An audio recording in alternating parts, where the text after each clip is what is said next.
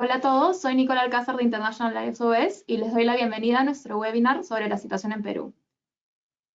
Siguiente diapositiva. Antes de empezar, vamos a mostrarles las instrucciones para que se conecten por el móvil si es que tienen algún problema técnico del ordenador. Y a lo largo de la sesión van a poder enviar sus preguntas en nuestro chat para que nuestros expertos en seguridad las respondan al terminar el webinar. Vamos a esperar unos segundos a que se conecten todos.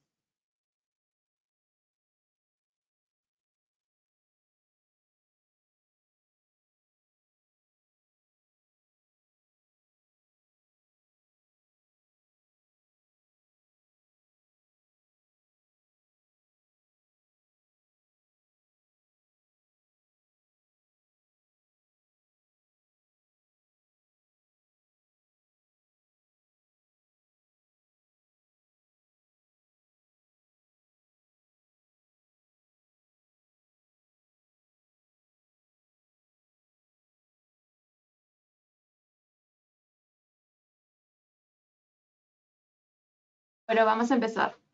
Como ya saben, el pasado 7 de diciembre, Dina Boluarte juramentó por el cargo de presidente de Perú, luego de la destitución de Pedro Castillo. Esto generó gran rechazo hacia el Congreso de la República y la presidenta, ya que están reclamando el adelanto de las elecciones presidenciales y legislativas, y esto ha provocado muchas protestas alrededor del país, afectando el entorno de seguridad.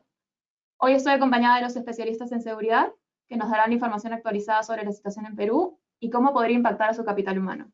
Tenemos a Ricardo Lenormand, que es el Security Manager de la Oficina de Madrid, y David Quispe, Lead Security Analyst en la región Latinoamérica. Ricardo, te paso la palabra.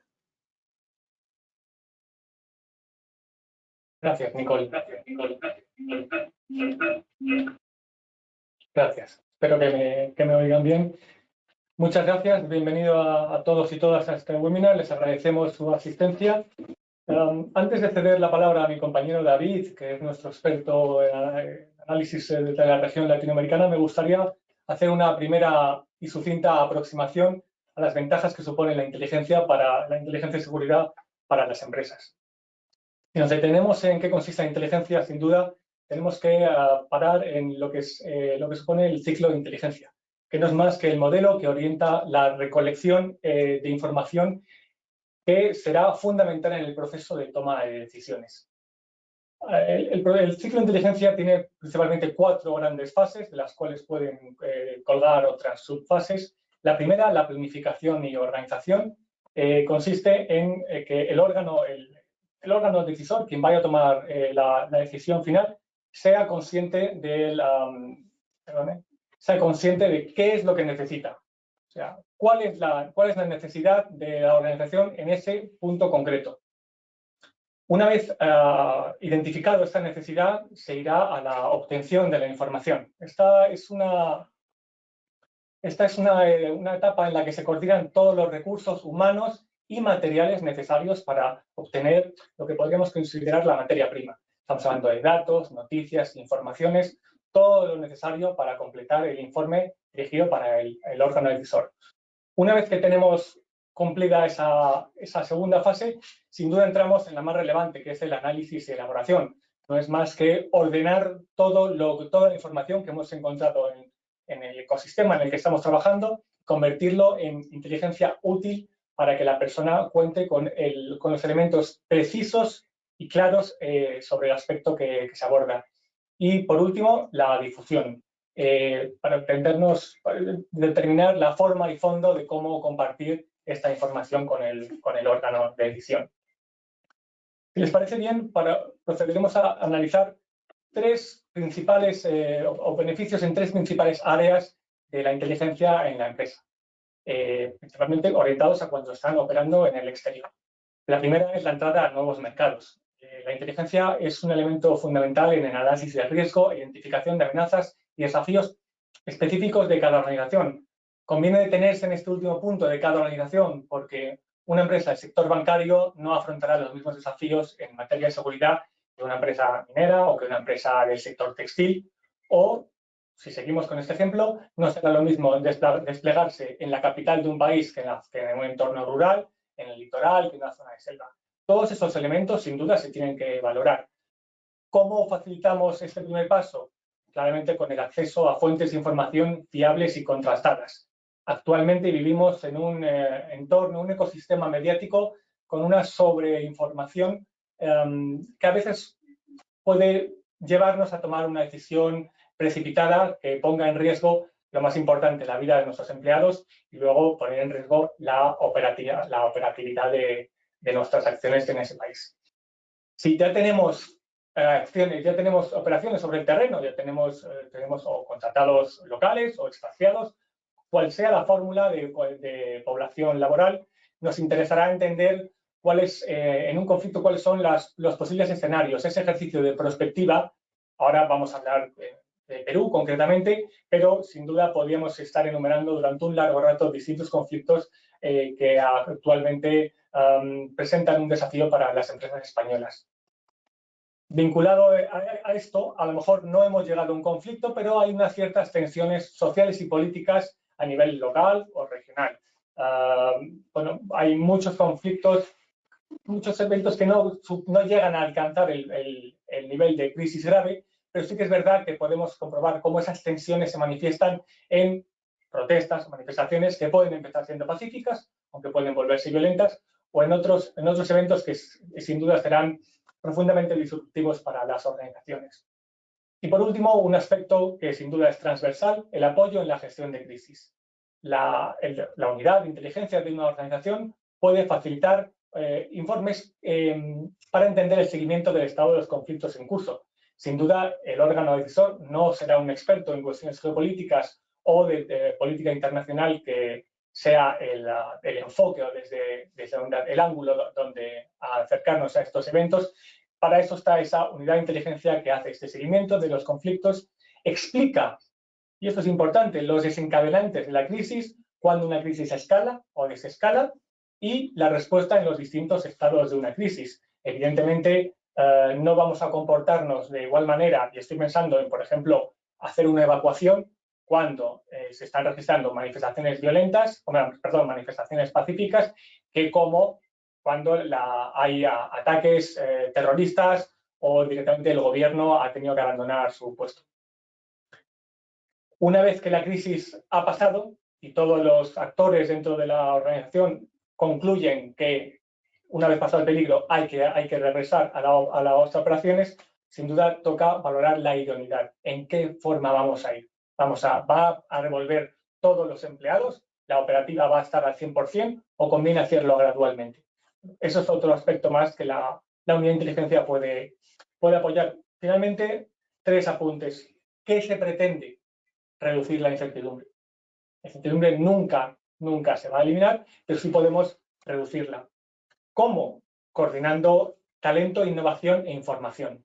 Todo eso lo puede gestionar la unidad de inteligencia para poder prestárselo. ¿Y quiénes? Pues podemos hacerlo tanto en interno como en externo con las herramientas que tenemos en el mercado español a disposición. Agradezco su atención. Sin más preámbulo, voy a ceder la palabra a mi compañero David, que explicará con detalle cuál es la situación actual en Perú y qué otros posibles escenarios podemos enfrentar. David, muchas gracias. Te cedo la palabra. Muchísimas gracias a ti, Ricardo, por esa exposición. Definitivamente es fundamental el proceso de inteligencia de ese ciclo en todo lo que hacemos nosotros desde International SOS, con las alertas e informes que enviamos sobre cualquier situación. Pero en este caso, como bien mencionaste, vamos a hablar sobre Perú. Yo creo que todos los asistentes que tengan algún interés en Perú están al tanto un poco de la situación, sobre todo con el excelente resumen de Nicole. Pero quiero comenzar con un pequeño contexto cronológico donde podamos ver un poco los hechos a lo largo del tiempo, desde que comenzó la crisis que estamos viendo actualmente, el nivel de inestabilidad y qué implicaciones ha tenido en cuanto a la seguridad para quienes viajan a Perú o quienes operan en el Perú. Y antes de los hechos del 7 de diciembre, que fue lo que encadenó todo esto, cabe resaltar que no era la situación una de total tranquilidad o de paz en el Perú, Hubo una tensión constante entre el presidente, expresidente Pedro Castillo y el Congreso, y que eso tuvo ciertas implicaciones de seguridad. como sé la incertidumbre que hubo a mediano y largo plazo. Hubo manifestaciones frecuentes, sobre todo en Lima, ¿no? Pero ya con el autogolpe fallido del expresidente Pedro Castillo, eso ya tomó una nueva dimensión, ¿no? Justo en ese momento del 7 de diciembre, cuando hizo su anuncio en televisión nacional, se podría decir que hubo una incertidumbre ya que pasó de ser no baja a severa y a plazo inmediato, ¿no? No se sabía qué iba a pasar con las Fuerzas Armadas, si iban a apoyar esa maniobra, si iba a haber expropiación de bienes respecto a la propiedad privada. Entonces, eso fue una escalada considerable en ese momento, ¿no?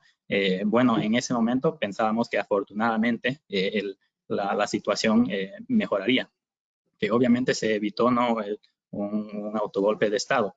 Pero como vemos aquí en lo que es la inestabilidad, eso más bien con el pasar de los días provocó una ola de protestas, ¿no?, bloqueos a lo largo del país, pero sobre todo en el sur. Y las implicaciones que tuvimos desde ese momento, a partir del 10 de diciembre, incluyen interrupción de transporte, la cadena de suministros, ¿no?, un riesgo físico relacionado a las protestas y algunos actos de violencia dirigida hacia ciertas empresas y entidades. Posteriormente tuvimos un descenso en la inestabilidad debido al fin de año, las fiestas, se dio una tregua, ¿no? Pero a partir del 4 de enero hubo un reinicio en lo que son las protestas y el paro indefinido.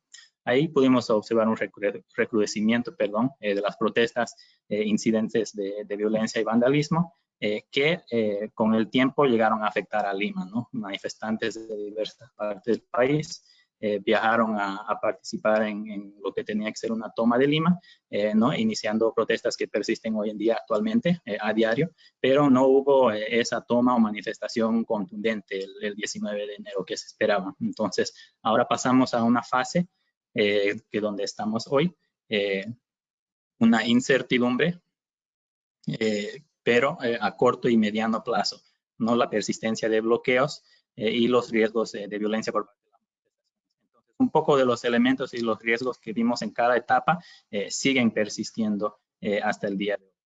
Pues esa es la situación que nos encontramos en este momento. Ahí pueden ver algunas imágenes, ¿no?, de lo que son las gasificaciones, los actos de violencia. Hubo un incendio notable en el centro de Lima. Vamos a empezar ahora hablando sobre el impacto quizás más evidente que se ha visto a lo largo de estos 2 meses, que es sobre la infraestructura y el transporte, ¿no?, comenzando por el bloqueo de carreteras. Esto, como pueden ver en el mapa, que es del Sutran, el organismo en Perú, ¿no?, que vigila el estado de las carreteras, vemos bloqueos en todo el país, pero algunas de las principales vías incluyen la Panamericana Sur y la Norte, ¿no?, que recorre todo el país, así como el corredor minero en el sur. Además de la carretera central que comunica a Lima con el centro del país y Junín, y la carretera Cusco-Puno, que quizás ha sido la más afectada, ¿no?, en todo este tiempo. Los bloqueos en esta zona han sido contundentes. Otro elemento importante y tal vez inédito, ¿no?, en la escala o el nivel de impacto ha sido las tomas de aeropuertos por manifestantes. Esto primeramente lo vimos en Andahuayla en fecha 11 de diciembre, pero empezaron a suceder en varias ciudades del sur, incluyendo las ciudades tal vez más importantes de la región, Arequipa y Cusco, al día siguiente, seguido de Juliaca y Ayacucho. Cabe resaltar que esta incertidumbre y afectación a los aeropuertos, ¿no?, que ha resultado en suspensión de viajes, falta de insumos críticos en estas ciudades, han sido recurrentes, ¿no?, sobre todo en Arequipa, Cusco y Juliaca. Se ha visto afectada varias veces y han tenido que suspender las operaciones. También últimamente hemos visto unos bloqueos en las afueras del aeropuerto de Tacna, que si bien no causaron el cierre total del aeropuerto o violencia y vandalismo, sí impidieron ¿no?, el flujo de pasajeros y hubo una interrupción considerable en el servicio. Podemos ver también un poco el impacto de las manifestaciones en Lima. Aquí resaltar obviamente el centro histórico, donde que se realizan las manifestaciones a diario, ¿no? Este mapa resalta sobre todo lo que es el centro y un poco el sur de Lima, ¿no?, llegando hasta Miraflores, donde se ha concentrado la mayoría de las manifestaciones. Hemos visto también algunas marchas en avenidas del norte y del sur. Justamente ayer hubo una manifestación en cercanías del aeropuerto, pero no han sido manifestaciones muy contundentes. A lo mucho han causado un poco de congestionamiento de tráfico, ¿no? Pero como ustedes que bien seguramente conocen Lima, no sería algo novedoso, ¿no? Entonces aquí podemos ver casi todos los puntos de concentración que están en el centro de la ciudad, pero hemos visto últimamente recorridos, ¿no? Hacia San Isidro, Miraflores, incluyendo el Parque Kennedy, ¿no? Entonces, esa geografía de las manifestaciones es algo para tomar en cuenta y lo vamos a hablar un poco más adelante. También cabe resaltar que en diciembre hubo, ¿no? Incidentes de vandalismo, ataques a algunas sedes de medios de comunicación que se encuentran cerca de la zona del Lince, como bien pueden observar en el mapa.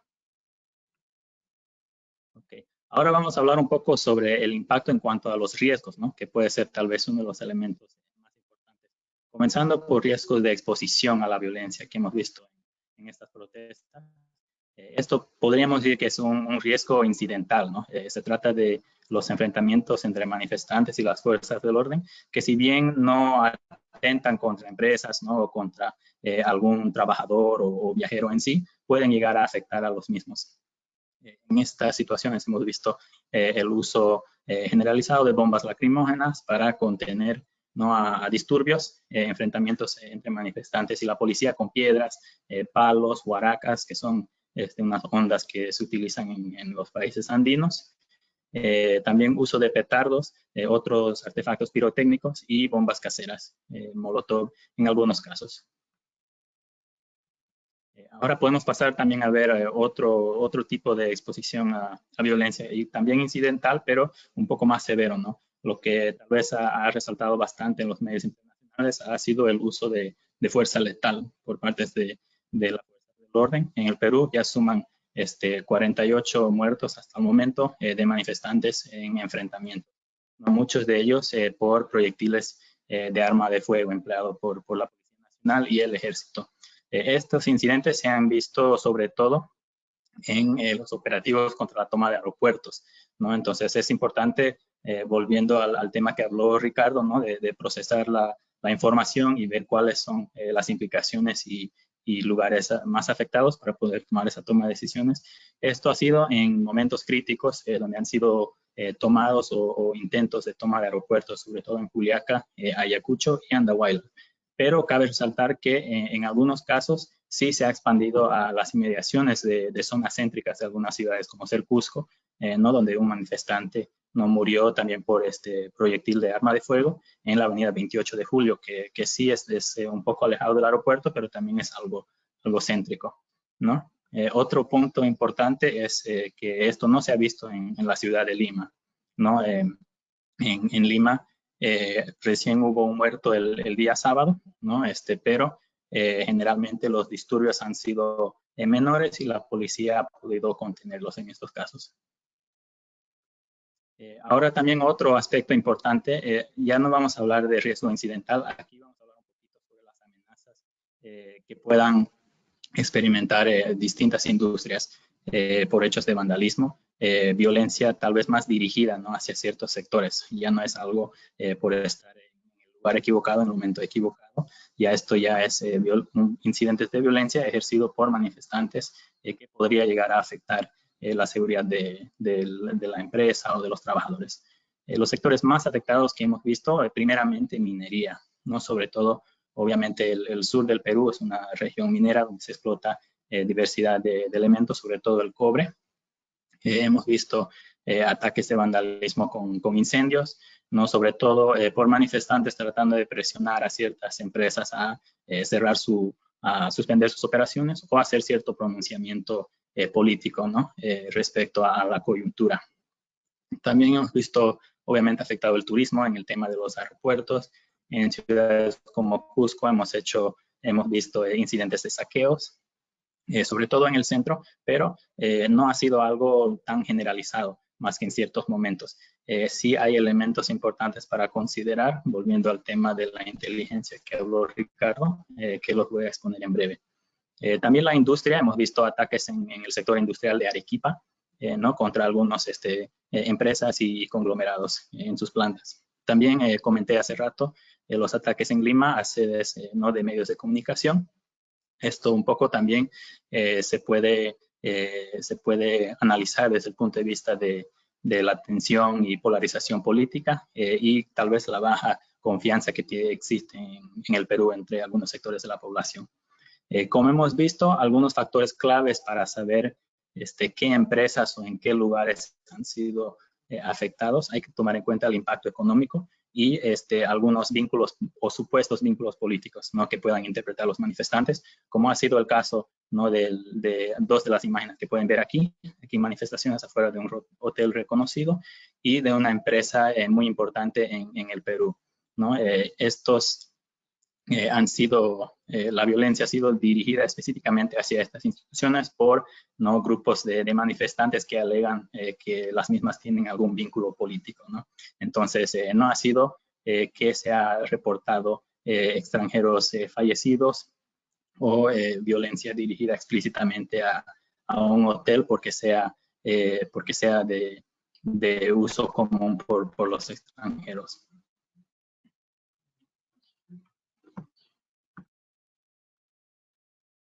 Ok, pasemos un poco a las recomendaciones. ¿Qué debemos hacer ahora frente a esta situación? Lo que estamos recomendando desde International SOS para los viajeros y o personal extranjero en el Perú sería primeramente posponer los viajes que pueden ser flexibles o no esenciales a lugares de mayor afectación. En este caso, obviamente, la región del sur, Arequipa, Cusco y Puno, entre ellos, ¿no? Para los viajes esenciales, adoptar medidas estrictas de seguridad, sobre todo en cuanto al transporte y al hospedaje, asegurarse de que sean lugares seguros y que tengan información al instante sobre el estado de vías que van a utilizar. Evitar todo tipo de manifestaciones como medida de precaución y establecer contacto estrecho con su red local para mantenerse al tanto de acontecimientos locales y para coordinar apoyo logístico. Este último punto es lo mejor que puedan hacer. Si están en alguna duda sobre si tienen el apoyo o no para viajar a cierto lugar, entonces es preferible, como mencionamos al comienzo, posponer ese viaje si es que es flexible. Ahora, si también están en la duda si la situación lo amerita, pero tienen total confianza en su equipo, no en toda la logística, entonces ese puede ser un factor clave para poder proceder con el viaje o con la operación. Ahora, para personal local y consideraciones operativas. Primeramente, determinar la exposición, ¿no? de su operación o de su personal a las zonas de mayor impacto. En este caso, obviamente las regiones del sur, pero también si alguno de ustedes tienen exposición en el centro de Lima, ¿no? que desde hace algunas semanas ha sido muy, muy impactado.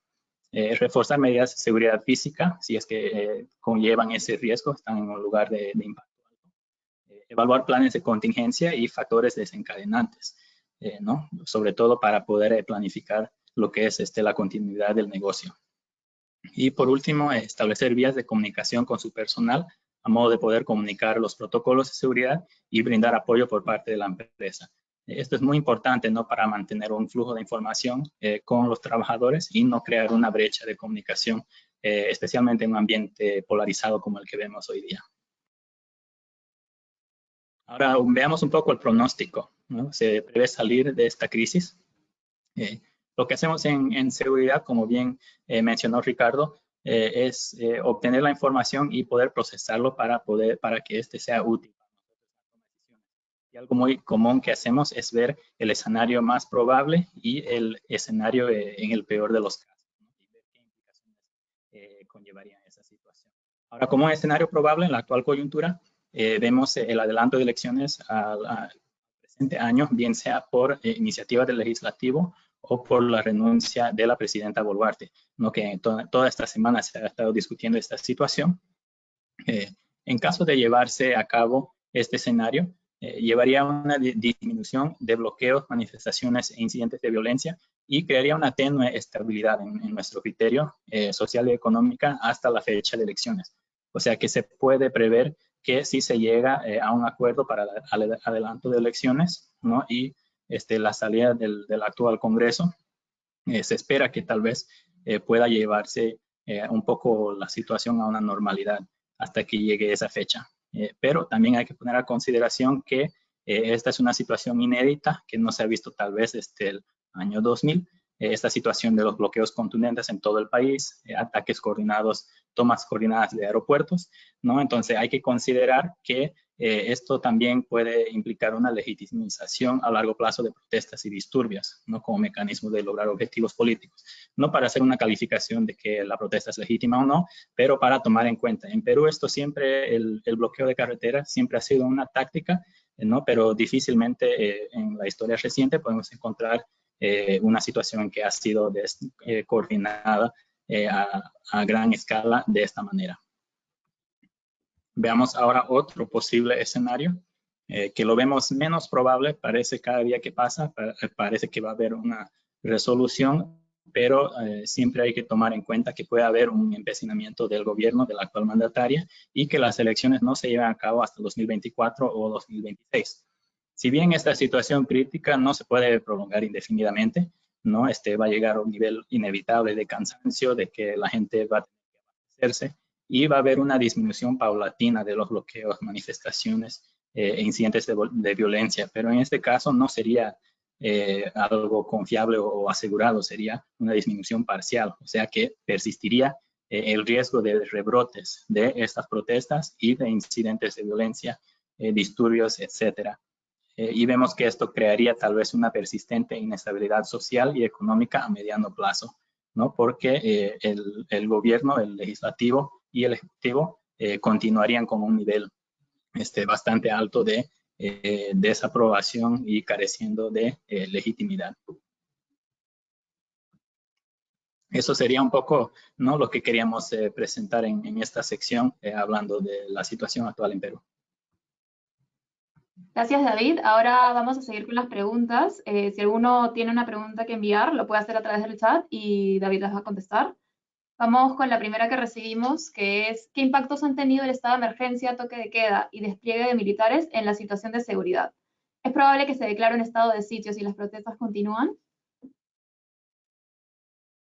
Exacto, buen punto. Se declaró un estado de emergencia en varias regiones, sobre todo en el sur y en Lima, y esto implicó, sí, el despliegue y el actuar del ejército, ¿no?, para apoyar las operaciones de seguridad de la policía. En algunos casos, como en Arequipa, esto llevó a una mejora considerable de la situación, ¿no?, porque el ejército fue y custodió algunos de los lugares que habían sido afectados por vandalismo, ¿no? Pero en algunos otros casos ha escalado un poco la tensión. La gente, sobre todo en Puno, donde ha sido la protesta más contundente, se ha sentido tal vez agredido, ¿no?, que lo han militarizado esa zona, y hemos visto una persistencia, ¿no?, de la violencia en ese lado. Creo que por las lamentables pérdidas de vida humana que hemos visto, no vemos que sea probable una mayor militarización o un estado de sitio por este gobierno, sobre todo porque creo que no contaría con el apoyo tanto de la sociedad como del Congreso, pero sí ha sido un factor importante el despliegue del ejército en el país. Vale, gracias. Tenemos una segunda pregunta que dice: ¿por qué cree que mejoraría la situación con la renuncia de Boluarte si eso llevaría a un presidente interino del Congreso? ¿Acaso no es el Congreso más o igual de rechazado que el Ejecutivo? Sí, es un muy buen punto, ¿no? Y algo que se discute bastante. Para el que tal vez no está viéndolo de afuera, puede verse un poco raro, ¿no? Porque la presidenta Dina Boluarte fue de la misma plancha del expresidente vacado Pedro Castillo. Pero hay que tomar en cuenta también que el Congreso del Perú tiene niveles tal vez iguales o más altos de desaprobación que lo tenía Castillo en su momento. Entonces, lo que los manifestantes están pidiendo en este momento es la renuncia de Boluarte, por la impresión de que sea aliado a ese Congreso que carece de aprobación, y con el entendimiento de que alguien que asuma ese cargo interino sería únicamente para llevar a elecciones oportunas, ¿no? Entonces, es por eso que el punto de elecciones en 2023 es algo muy clave para los manifestantes y, al parecer, para los congresistas actuales también, que se está discutiendo varios proyectos para el mismo. Vale, perfecto. Muchas gracias, David y Ricardo. Ya no nos queda tiempo para más preguntas. Si tienen alguna consulta, nos pueden escribir a spain@internationalsos.com o pueden llamar a nuestro centro de asistencia. En unos días recibirán la grabación de toda esta sesión. Muchas gracias por su asistencia y que tengan un buen día.